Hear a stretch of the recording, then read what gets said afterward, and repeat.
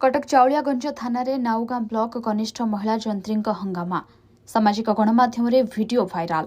जगतसिंहपुर जिला नाउगां ब्लॉक रे वर्तमान कार्यरत कनिष्ठ महिला जंत्री सस्मिता मल्लिक कुआडे गतकाली कटक रे गाड़ी चलाउथिबा बेले दुर्घटना हेबा सह पुलिस तांकु थाना को आनिथिला।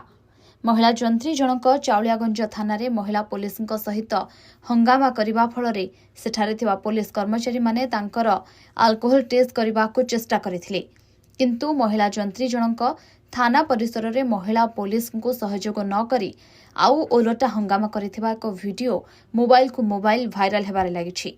संपृक्त जंत्री विरोध में चाउलियागंज थाना 139/2024 रे एक मामला रुजु करा जाई तांको नोटिस देई छड़ा जाइथिबा बेले तांको परिवार को डका जाई तांको ठारु एक अंडरटेकिंग मध्य रखा जाइथिबा कहा जाउछि। संपृक्त जंत्री सह एही घटना विषय जोगाजोग करबा पई चेष्टा करा जाइथिबा बेले ताहा संभवपर होई नाही। Bureau report Arnab news Odia.